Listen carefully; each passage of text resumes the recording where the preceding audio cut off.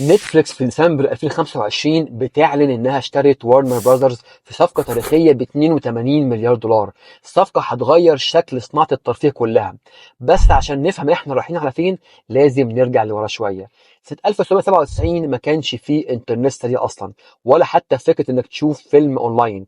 لو عايز تشوف فيلم في البيت لازم تنزل لمحلات تأجير شرايط الفيديو زي بلوك باستر تدور، ويا تلاقي الفيلم او يكون اتاخد انت وحظك.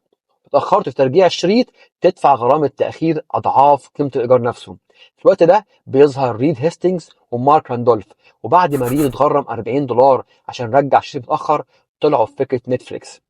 وكانت فكرتهم قايمة على ليه الناس تنزل تأجر فيلم لما الفيلم ممكن يوصل لك لحد البيت، وكل المطلوب منك انك تدخل على الموقع بتاعهم تختار الفيلم اللي انت عايزه ويوصل لك على دي في دي في ظرف لحد باب بيتك، تتفرج يوم اسبوع شهر، مفيش غرامة تأخير، ولما تخلص تحطه في نفس الظرف وترجعه برضه بالبريد.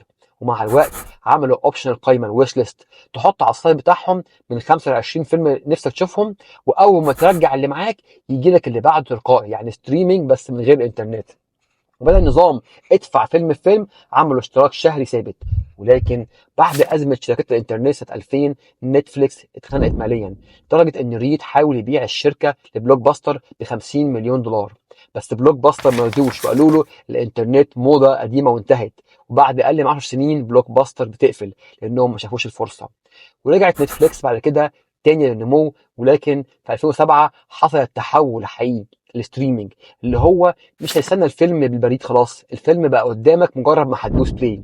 ومن اللحظه دي نتفليكس كبرت بسرعه جدا. فبراير 2013 نزل اول انتاج اصلي لنتفليكس هاوس اوف كارز، وده نقل نتفليكس من مجرد مكتبه افلام الى مصنع محتوى. وفي 2021 بعد الكورونا حصل تباطؤ في نمو الشركه بسبب المنافسه من ديزني وغيرها من المنصات اللي بقت شاسعه جدا، والناس كمان زهقت من المحتوى اللي جودته بقت متفاوته. في 2022 خسروا مشتركين لأول مرة في تاريخهم، فنتفليكس قررت دخول مجال الألعاب الإلكترونية وتحسين جودة إنتاجاتها، وبدأت تبني الشركة أذكى وأقوى. وفعلا في 2024 رجعت تقود السوق من تاني لحد ما وصلنا لديسمبر 2025 لحظة الزلزال. نتفليكس بتشتري وارنر براذرز، وده مش استحواذ عادي، احنا بنتكلم على شركة اتأسست 1923 وصاحبة أفلام صنعت ذاكرة البشرية زي هاري بوتر، ذا دارك نايت، لورد اوف ذا رينجز. ده غير كمان اتش بي او مسلسلاتها اللي غيرت شكل التلفزيون زي جيم اوف ثرونز وسوبرانوز. كل ده بقى تحت نتفليكس. وهنا بتبدأ الأسئلة، هل ده معناه ان شكل التلفزيون والسينما هيتغير الابد؟